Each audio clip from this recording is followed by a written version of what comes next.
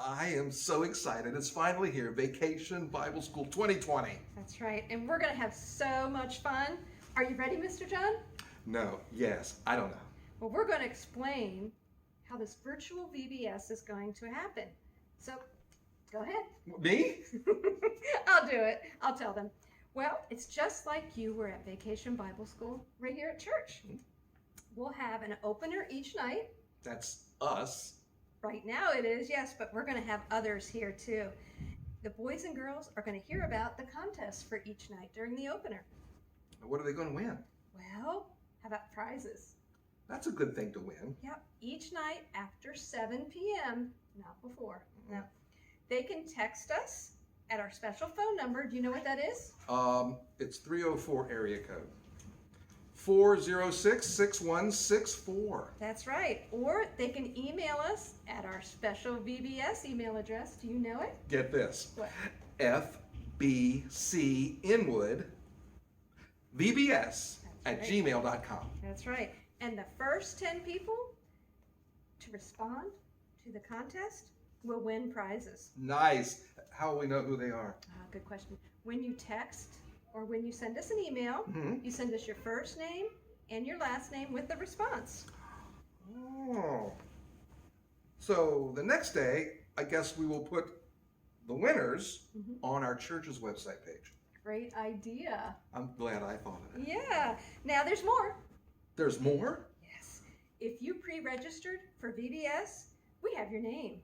And each night we're going to draw a person's name from those who had already pre-registered, and they will receive a prize also. Woohoo! Once we're done talking, we're going to get started with VBS. So there's going to be contests, music, science skits, lessons and crafts. Yes, and all of that. So much more. Yes. So let's get started. Okay, let's go. Here we go.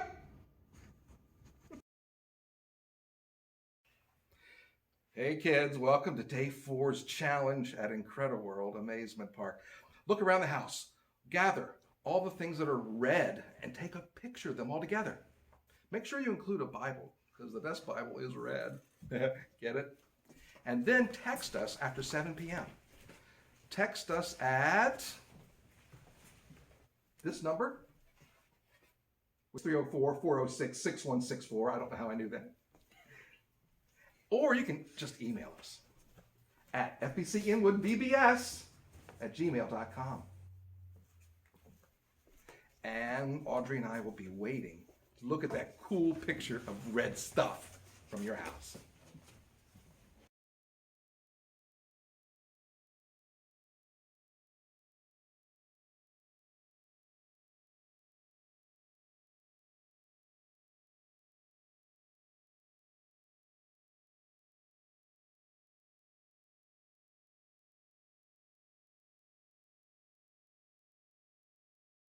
It's day 4. You came back for more. Can you believe it's our last day of Vacation Bible School? I'm so sad. We're going to start it off with singing our theme song, Incrediworld, and we're going to end it with a song called Right Side Up. So sing as loud as you can, as best as you can. This is our last chance for music class.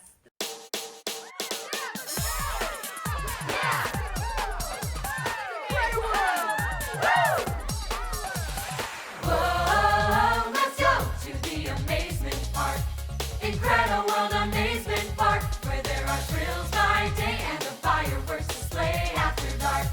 Incrediworld Amazement Park. Oh, you don't need directions because it's everywhere. Just step outside your door and look, you're already there. A world that's filled with things that fly and swim and jump and run, all in 3D. It couldn't be more fun. Woo! Whoa, let's go to the Amazement Park. Incrediworld Amazement Park, where there are thrills by day and the fireworks display after dark. Incrediworld Amazement Park. Let's talk about the builder and all that he designed. From sea to mountaintop, he built it all in record time. He formed the heavens, every animal and waterfall. The great creator, come on, give it up for God, y'all. Yeah! Woo! ride the cheetah chase and raptor run. They're super, super fast. Hop on the crazy kangaroo, you're gonna have a blast. Be sure to see the dolphin dance and penguins on parade. Then give the Lord the glory for the wonders that He's made. Put your hands up in the air, yeah. It's time to take that ride. Put your hands up in the air, woo. And let the Lord be glorified. Put your hands up in the air, yeah. It's time to take that ride. Put your hands up in the air, woo. And let the Lord be glorified. Whoa, let's go to the amazement park.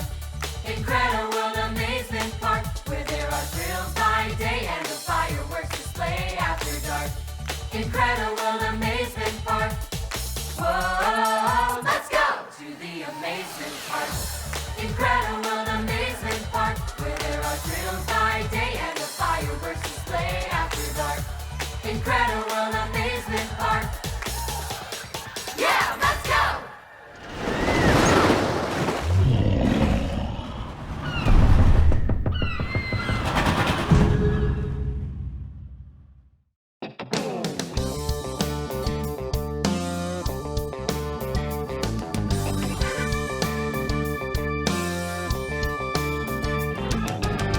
Began in a paradise, and a perfect garden was a tree of life. A special rule they could not break, just one fruit they must not taste. Right side up, turned upside down, when man sinned, God cursed the ground. Right side up, turned upside down, man chose sin, God cursed the ground. Right side up, turned upside down, when man sinned, God cursed the ground. Right side up, turned upside down, man chose sin, God cursed the ground.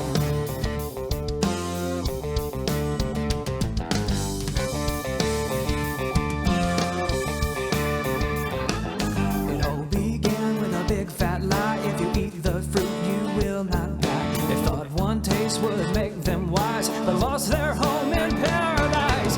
Right side up, turned upside down, when man sinned, God cursed the ground. Right side up, turned upside down, man chose sin, God cursed the ground.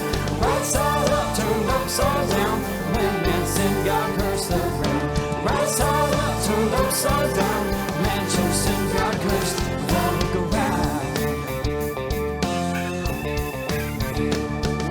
Sin brought sorrow, death, and shame. God's perfect earth was not the same. Thorns and thistles, storm clouds blew, earthquakes, floods, tsunamis too. Right side up, turned upside down, when man sinned, God cursed the ground. Right side up, turned upside down, man chose sin, God cursed the ground. Right side up, turned upside down, when man sinned, God cursed the ground. Right side up, turned upside down, man chose sin, God cursed the ground.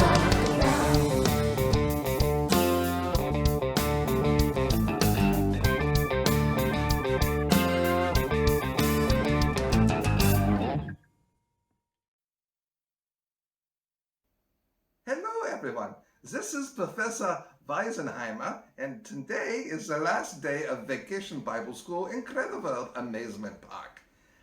I am going to do a scientific demonstration that you can do at home. Also, I am working at home. How about you?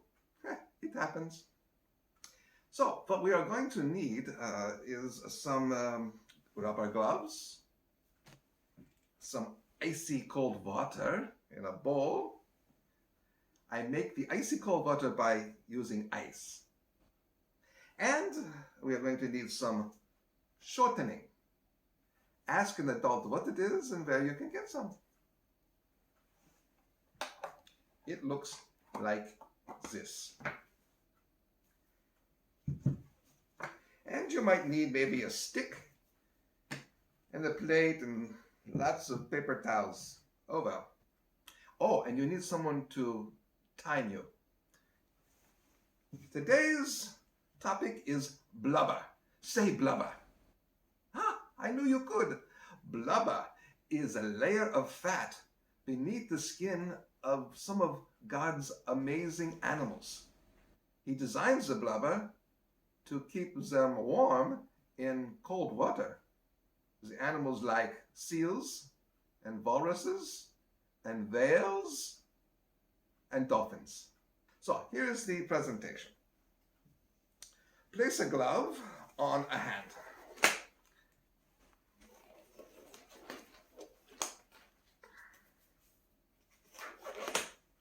And what we are going to do is stick our finger in the icy water and hold it there for 1 whole minute. Are you ready? Okay. My timer is, go. I am not sure that I can last for a minute. I probably need something to do. Maybe someone to talk to. Oh, look who it is. This is Professor Miniheimer. Hello, Professor. Hello, Professor. It is good to see you. You look great. I haven't slept for 5 days. You have not slept for 5 days? How is this possible? I sleep at night. That is not funny. Professor, do you know about blubber? Yes. Blubber has tiny blood vessels in it. Tiny blood vessels? Yes.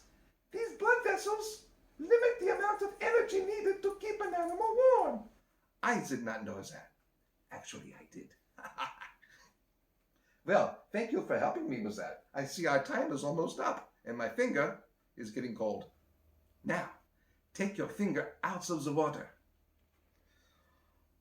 Woo! And on a scale of 1 to 10, write down how cold your finger is. 1 is, I barely noticed it. Was it in cold water? I don't know. 2, well, all the way to 10. My finger is going to fall off. It is so cold. So you write down a number. How cold is your finger? Part 2 of our experiment involves the shortening. I have put on another glove so that I can put shortening on my finger so as not to make a big mess.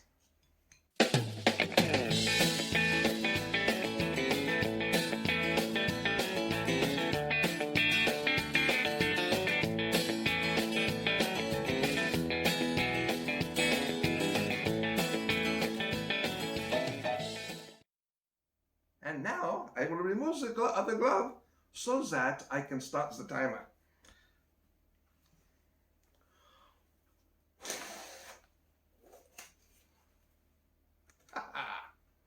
All right, I think I am ready to stick my finger in and start the timer.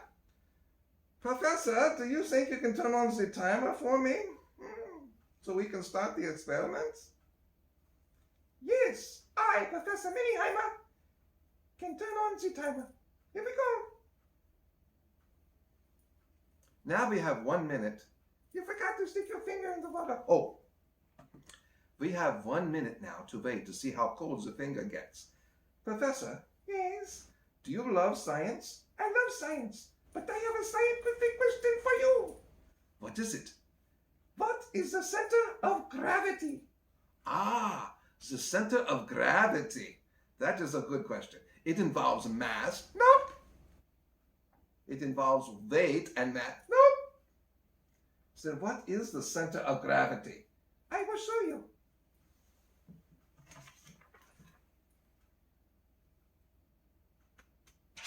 It is the letter V. That is not funny, Professor. It is very funny. Haha. Professor Miniheimer loves riddles. Time to quit. Okay?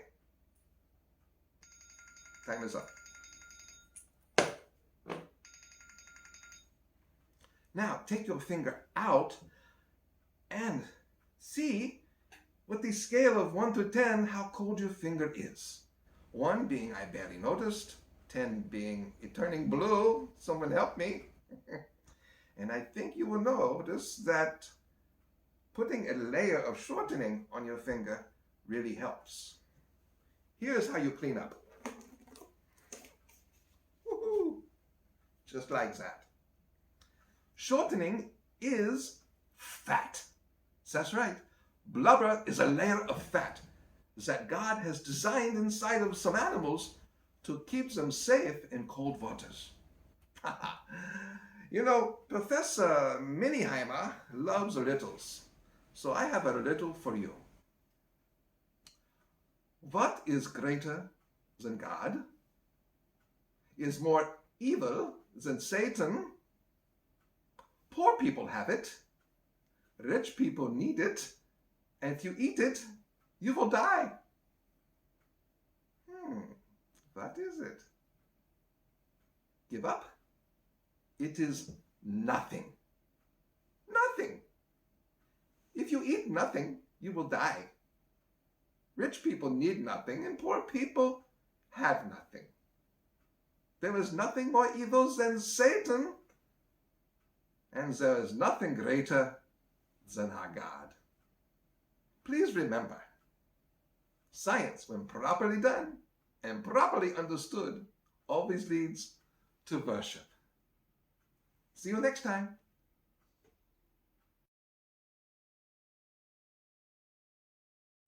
Welcome back, Park Riders. I am so excited to see you today. I've got a question for you. When you've been to like a zoo or an amusement park, have you ever been to an animal show? Oh, I love animal shows. I've seen all kinds of shows. I've seen some reptile shows. I've seen a dolphin show. Well, today we've got a special exhibit for you, and I'm going to let you guess what it's about. I'm going to give you a hint. These animals can fly. What do you think it is?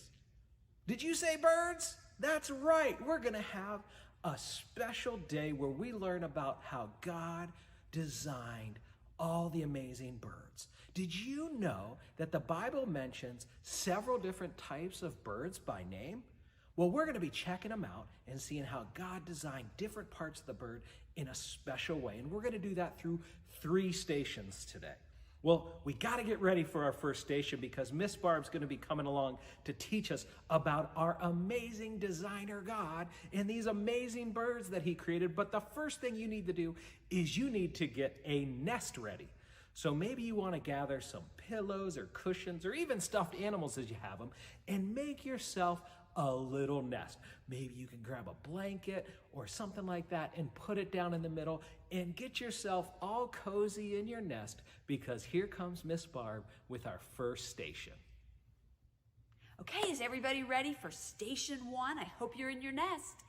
Here we go talking a little bit about birds because we know God created the birds and every other animal. Animals didn't just happen, as we've talked about this week. They're amazing. All right, so here's what I want you to do. I'm going to put a 20-second countdown on the clock, and in that time, I want to see how many different kinds of birds you can think of. There are a lot of birds mentioned even in the Bible, but any kind of bird. You might be from the zoo, it might be from your backyard, anything. I'll give you a couple just to get you started, okay? It could be something like an ostrich maybe, or maybe an owl, okay? All right, here comes 20 seconds. Shout out as many birds as you can think of. Go!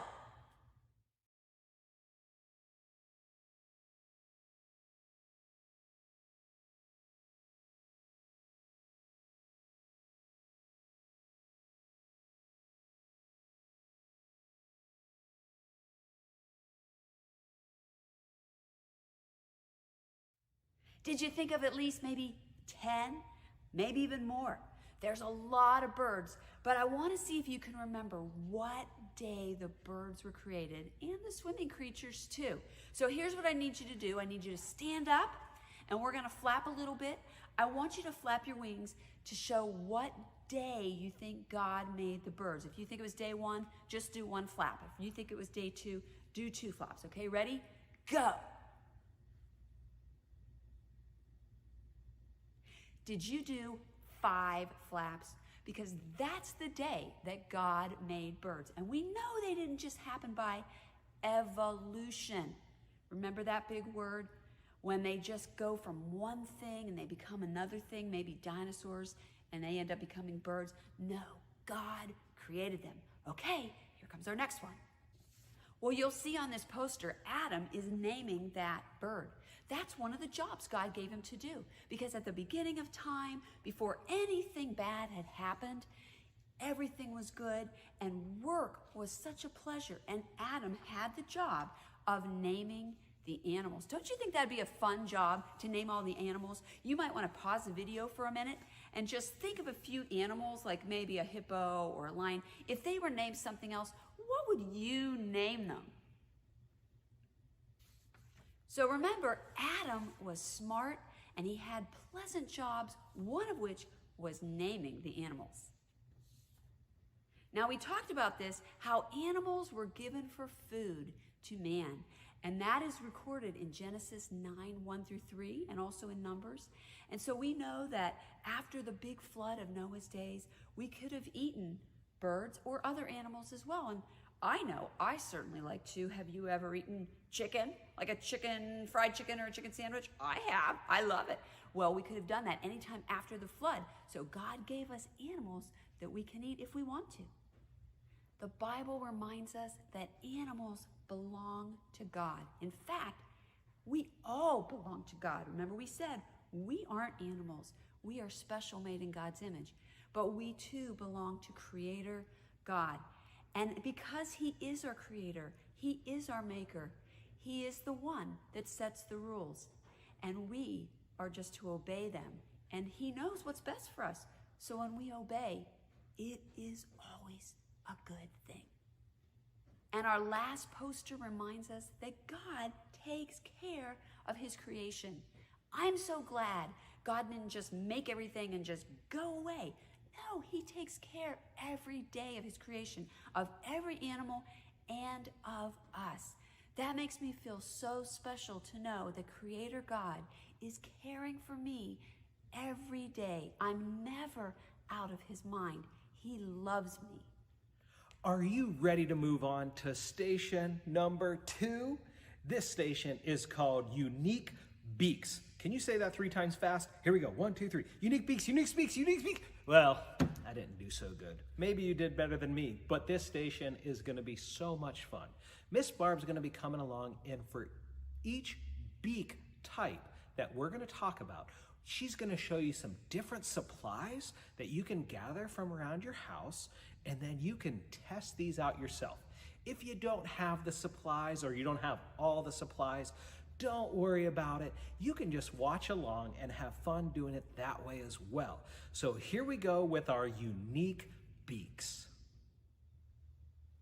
Okay, now we're on to station 2, and this is about birds' beaks. Now, this is just one great way to show you birds couldn't have just happened, just like any animal couldn't have just happened. Their beaks are all so special. God made them just for each different bird. So we're going to do some little experiments to check out which beak works best with which bird. So let's get our stuff for our first experiment. The first bird we're going to talk about we call the stabbers, something like a stork. God made their beaks extra special to get their food. So if you want to do this with us, you're going to need a few things like an envelope or a plastic baggie, a straw, and then maybe some kind of skewer. It could even be a toothpick, okay? Be careful with those.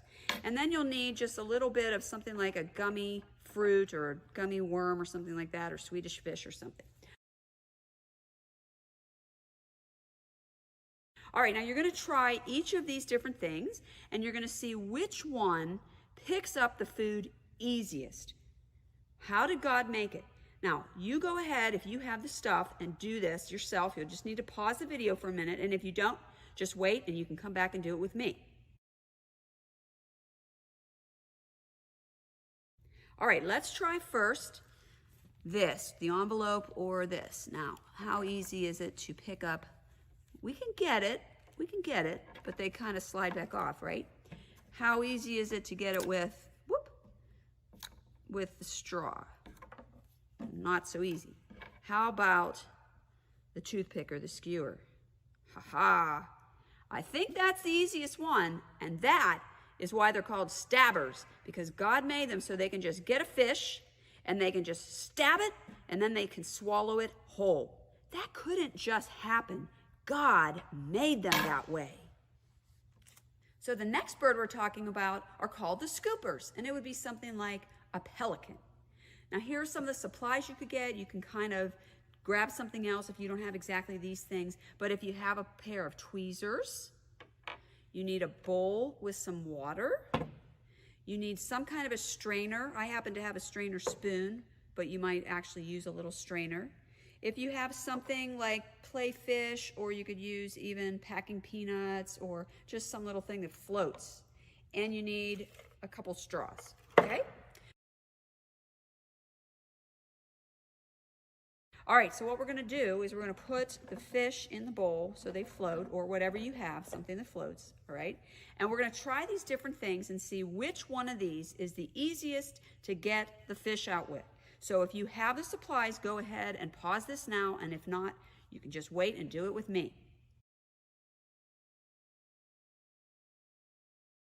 All right, let's try the tweezers first. All right. I probably could get it if I kept trying. Not easy though. The next thing, the strainer. And the last, the straw, or even straws. If I took two, well, it's not so easy. So did you say that you thought the easiest was the strainer? That's what a pelican's beak is like. Okay, that's what the scoopers use. They get their food, they go down and they get water and fish. The water drains out. That's how God designed their beak, and they're left with just the fish for their food. Isn't that cool that God gave them a beak that's like a strainer, takes all the water out? This couldn't have just happened. God thinks of everything. So the next birds we're going to talk about are the pickers. That would be something like a blue jay. So some of the supplies you can get if you're going to do it with us, you need tweezers, you need maybe a nutcracker. I didn't have a nutcracker, so I just grabbed a funnel, and a small strainer. Now you also need some dirt in a cup, or it could also be, if you really want to be fun about it, you can go crush up some Oreos. Ooh, that'd be fun to be your dirt. And then you need something like gummies or something that you can put into the dirt, okay? So that's supposed to be like worms and little bugs and stuff. That would just be fun that you're just pretending. Okay, so we're going to see which one of these things is going to be like the blue jay or the picker's beak. Go ahead and try it now, and if you don't have the stuff, just wait a minute and you can do it with me.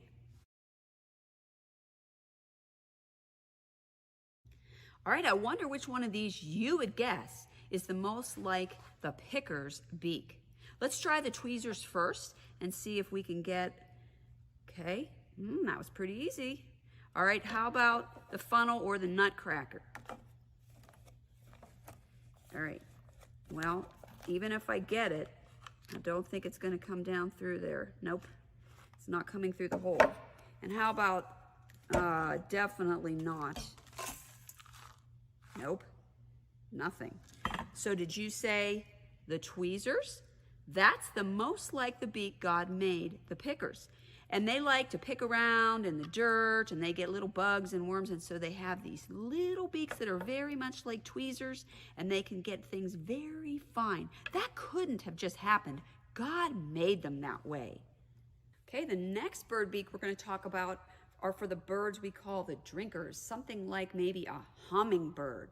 So if you're going to do this with us, you'll need something like an envelope, a straw, and maybe a spring-form clothespin would work. Okay, or you could get a slotted spoon if you wanted to. Then you also need something tall and skinny that you can put some water in. We colored ours with a little bit of food coloring, but you don't have to do that. All right, so go get your supplies if you're going to do it with us. Just pause the video, and otherwise, wait a second, we'll do it together.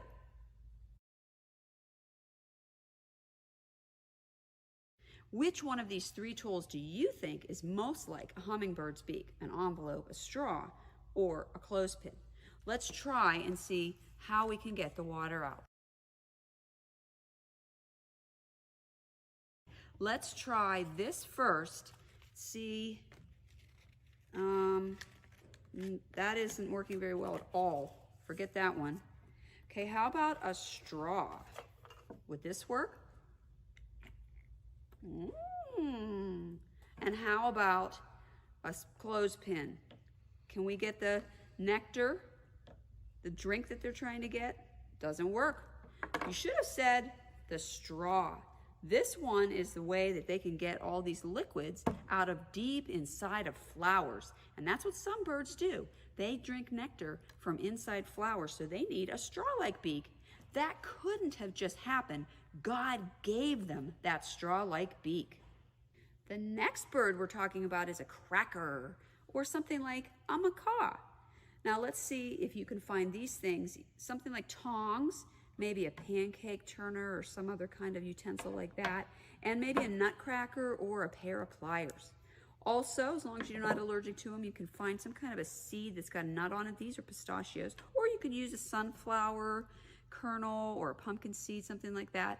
Okay, anything like that would work that they have to try to crack open, because that's what we're going to do. All right, so go get the stuff if you're doing it with me, and otherwise wait a minute and we'll do it together.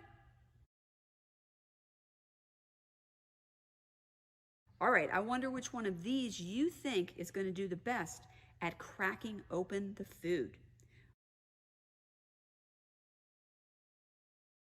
Let's try, first of all, I can pick it up pretty easily, but it's not as easy to crack it open with the tongs. Again, I can pick it up, but it's not that easy to crack it open. Even if I do, I have a feeling this one's gonna work the best. Easy peasy, right? Woo!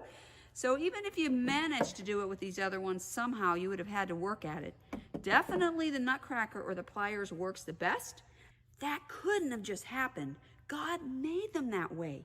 He gave them those strong beaks and also a tongue that's got a bone in it that work together to be able to crack nuts really easily. That's kind of fun. Woo! And our last bird we're going to talk about is called the catcher, something like a vermilion flycatcher. So if you're going to do it with us, get something like an envelope, and if you have anything like a little fishnet or something like that, like a scoop maybe, or a fork, okay? And if you happen to have something, anything that could be pretend bugs. We're using toasted oat cereal because maybe it'd be fun to eat a little of those afterwards. But whatever you want to use to simulate little bugs. Okay, so go ahead and get the stuff if you're doing it with us, and we'll do it together in a minute. All right, so let's pretend that these are bugs and they're flying along. Shh. And you're trying to catch that bug, okay? If this came along, does that really work? Not so well. What about if you're flying along? Okay. How about this one if you're flying along? I missed it, but let's try again. Did you say you think this one works best? I think so. And God designed these birds to have beaks that are kind of broad and flat, and they fly around with them open all the time so that the bugs just end up flying right into them. Okay, it's kind of funny. So that couldn't have just happened. God made them that way, and He made every bird with its own special beak. You might want to check these out in your backyard. It's pretty cool. God is an amazing creator. Aren't those beaks uniques? I mean unique? Well, they sure are, because God thought of everything. We're ready to move on to station number 3, and it's called Fantastic Feet.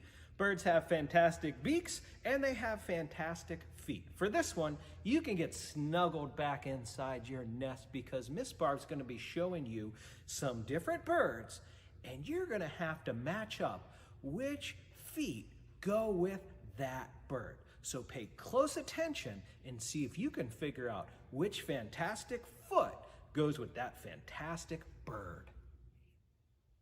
The first set of fantastic feet belong to the perchers. They're birds that are something like turtle doves or swallows, and they're even discussed in the Bible in Song of Solomon. Let's read this verse together. The flowers appear on the earth, the time of singing has come, and the voice of the turtle dove is heard in our land. Okay, so turtle doves have really cool feet. And we're going to show you a picture of a bird that's something like that, a percher bird, and you need to decide what kind of feet you think it would have. So the perchers are really cool because God designed them so that they would be able to stay on a tree branch without falling off, even if they're asleep.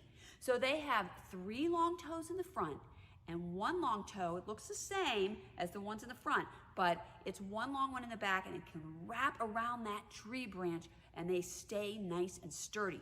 So let's see if you can figure out which set of feet belong to the perchers. Remember, you're looking for 3 long toes in the front and 1 toe in the back. Do you think it's number 1, 2, 3, 4, 5, or 6? Did you say 3? It is number 3. Now remember, this couldn't have just happened. God designed them that way. And I'm so glad, because they just fall off otherwise. This is so cool that God always thinks of everything. He gave them just the feet they needed. Now the second set of fantastic feet we're going to talk about are the climbers. These are the birds like a woodpecker that need feet that can climb up a tree trunk. Every bird doesn't do that, but this one does. So this bird, you're going to be looking for 2 toes in the front and 2 toes in the back, and those toes just grasp onto that tree trunk as they're moving their way up. All right, so let's see if you can figure out which one it is.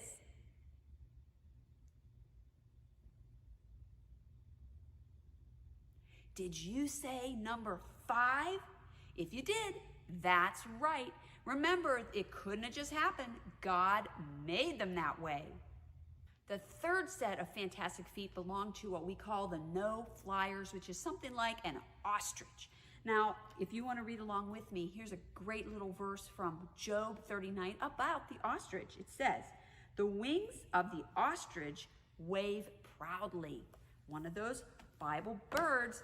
So the no-flyers are cool because they just need to be able to run fast or walk fast forward, sort of like our feet. Their toes are all in the front. They have 2 or 3 big toes, and they even have like a pad at the bottom of their foot, a soft pad, so they won't sink into the sand. All right, so let's see if you can figure out which one's theirs. You're looking for 2 or 3 big toes that are facing just forward.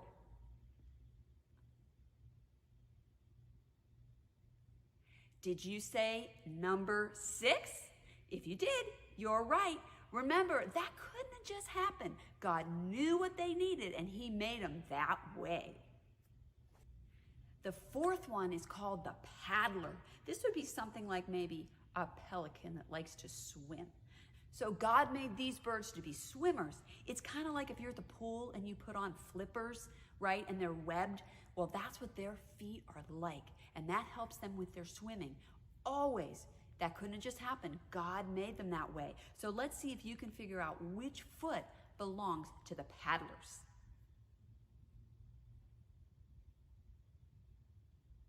Did you say 4? If you did, you're right.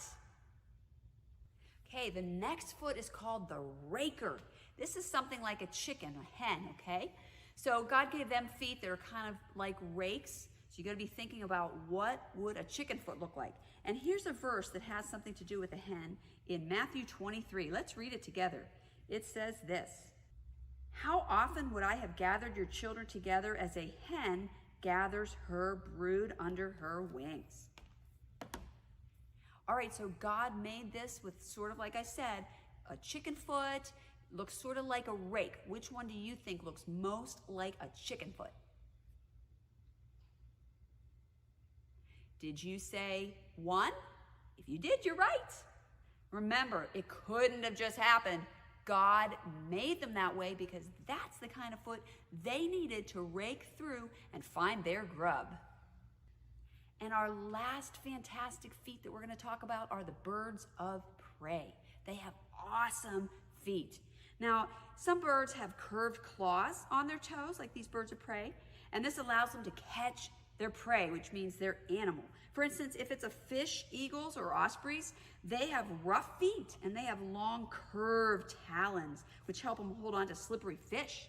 Other ones, like the harpy eagle, they have such huge and powerful claws, they can easily crush a monkey. Now, snake eagles' powerful toes, well, they're just right for catching and holding slithery snakes.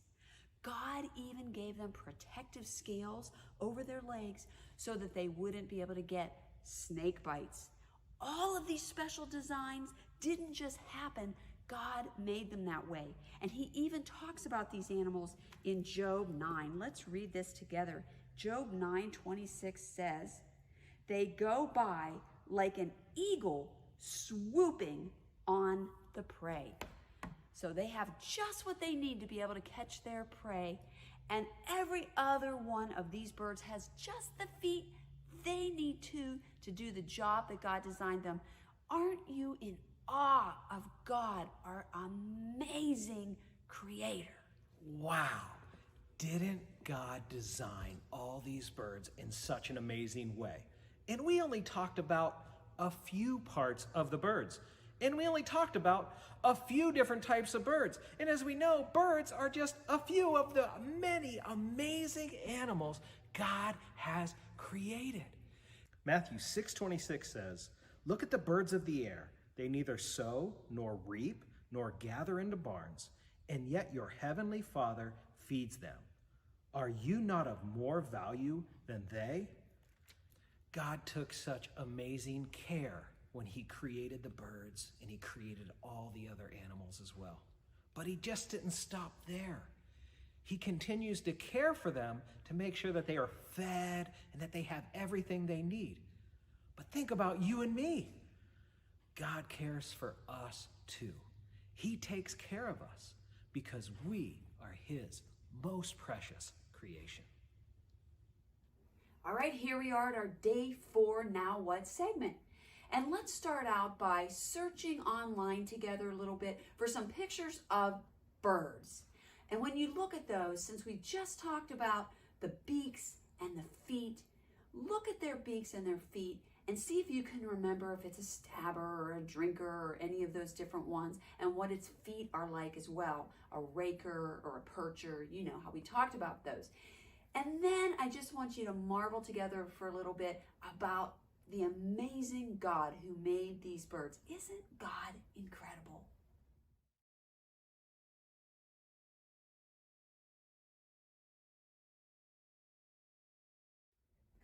Okay, and now it's time to talk about what did I learn today about God, who he is or what he's done or what he's doing. I know I've been thinking about birds and how when I look at a bird, I am never going to think about a bird the same ever again. I'm always going to be reminded of who God is, and that can make me praise him. And it also makes me realize how incredibly amazing and how incredibly caring God is. Because we know that he cares about those birds, but he cares so much more about me. What did you learn today about God, who he is, or what he's doing? Talk about it for a minute.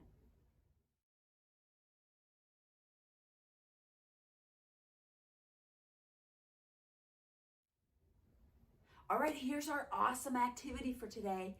I think we should try some bird watching, don't you? So if you have a spot where you can watch from the window or even outside, you'll have to be kind of quiet. Check out some real live birds and see what their beaks and their feet are like. Well, hello, Kai. How are you today? What are you saying? You sound like a bird. Kai went to the bird exhibit. That's what I heard. Oh, I love the bird exhibit. I learned so much from it there today. You know what? My favorite bird is the thermometer bird. You know why it's called the thermometer bird? It uses its beak to check the temperature of the nest to make sure the babies are at a good temperature. I did not know that. You must have missed that one. The design of the thermometer bird shows that it just couldn't have happened by itself that way. God made them that way, special. God designed all the birds incredibly, Kai. He gave them hollow bones and air sacs to help them fly in the sky. He gave them gizzards because birds swallow their food whole and the gizzards help to digest it. Did you know that even some birds swallow tiny stones and the gizzards help to chop up the food so that they have swallowed? I did not know that. I know birds fly. Kite tried to fly once. I landed on my head. Oh, Kai, please don't try doing that again. You're not a bird. Oh. You see, God designed the bird's feathers to be like Velcro. So instead of overlapping each other, the feathers hook together during flight so they can soar high in the sky and dive down low to the ground. Birds are amazing creatures. It couldn't just happen. God made them that way. That's right, Kai. You've been listening. But you know, it's not just the birds that God created that way. God created all creatures with such incredible design. They're all truly amazing. But my very favorite is the beaver. It is so cool. Cool? Is the beaver cool because it live in Alaska? Well, I guess it does live in Alaska, but that was just an expression, Kai. Did you know that the engineers have studied the beavers' homes and they tried to understand them, how they do their building? You know that beavers build their houses in the water? I did not know that. They build their houses so well that even though they're in the water, no water gets in. I did not know that. Yes, Kai, they're designed so that no water can get in, but all the bad air can get out. When Kai's daddy had bad air, we had to leave the room. Did you know that God even gave beavers eyelids so that they could close their eyes underwater but still see where they're going? I did not know that. God also created them with flaps for their ears and for their noses so they can go underwater and no water get in. I did not know that. Beavers are watertight. Can you help us learn our memory verse again, Kai? Kai, we'll try. Okay. It's harder than the last one. Are you ready? Here we go. For every house is built by someone, For every house is built by someone, but the builder of all things is God. but the builder of all things is God. Miss Sandy, is that from the Bible? Yes, it is, Kai. It's from Hebrews chapter 3, verse 4. God thought of everything when he designed each and every animal. He is an amazing designer. It couldn't just happen. God made them that way. That's right, Kai. Thank you so much for helping me this week at Vacation Bible School. Miss Sandy, can I ask you something? Yes, you can, Kai. What? What do they call a beaver after they are 5 days old? After they are 5 days old. I don't know. 6 days old. Ha ha! Well, Kai, I did not know that. Bye, guys. Welcome back to our last night of Vacation Bible School. We're so glad that you've joined us for our virtual VBS this year, and we hope that you've learned something, and we hope that it's something that you can hold on to and go out and tell others about what God did for us in creating the world and for sending his son to save us so that we can live in eternity with him. So for our last night, our craft is going to be a dinosaur egg toss. So if everybody take your big brown paper bag and look in there, and you're going to have more brown paper bags, and it's going to be labeled day 4. And so you're going to use this to do your craft, and watch the video that comes after this, and she's going to instruct you on how to do it. We hope that you enjoy it, and again, thanks for joining us for our Vacation Bible School this year, and we hope to see you back next year, and hopefully we'll be in person next year.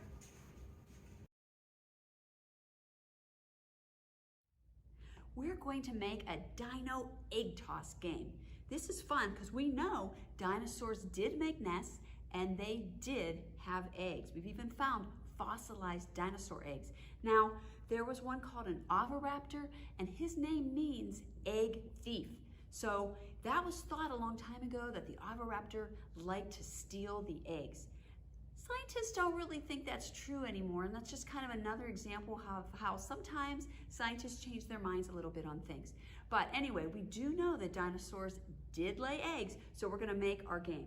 Now, all you need for this is 2 big grocery sacks, and you can have like 4 or however many you want, little ones, or if you don't have this, you could just use paper or newspaper or whatever, because these are gonna become your dino eggs, and a pair of safe scissors. Okay, so what you're gonna do is open up your bag, and the first bag, you're just gonna start, and you're just gonna start rolling it down, okay? And you're gonna, whoops, I ripped it.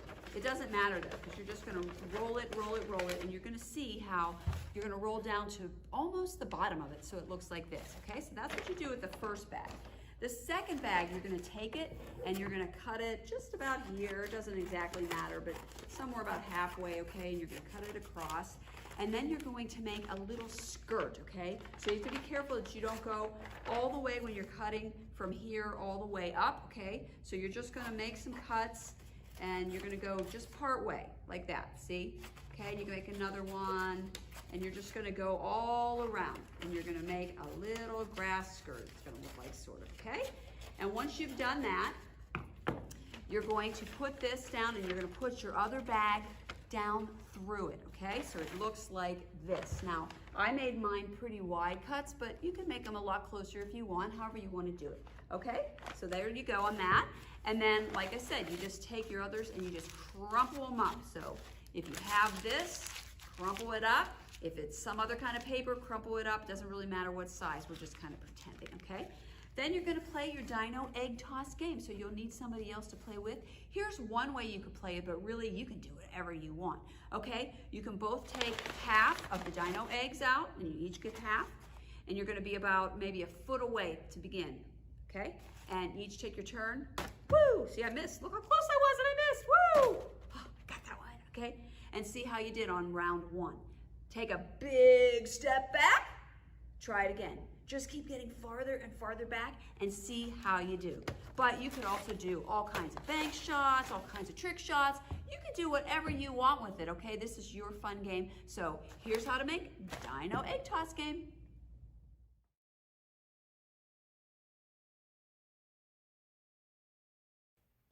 Hey, Hi there. hi. Guess what we're going to talk about? I have no idea. We are going to do a contest. And What? A contest? it's actually a challenge. Like every day we've had a challenge? No, that's a contest. I misspoke. We're doing a challenge. We do a leaders challenge here at VBS every year. Remember? I do. I lost the challenge one year. A lot of people put money in my bucket, and I had to get made up like an ice cream sundae. It was so messy. That's right. And you kissed a pig once, remember? I did, but I married you. Stop. This challenge is going to be kind of simple. It'll be boys versus girls, but our leaders are going to be Mr. David. Everybody knows Mr. David. And his son Aaron. Okay. And then we have Miss Lois. And we have Audrey. Okay? Now,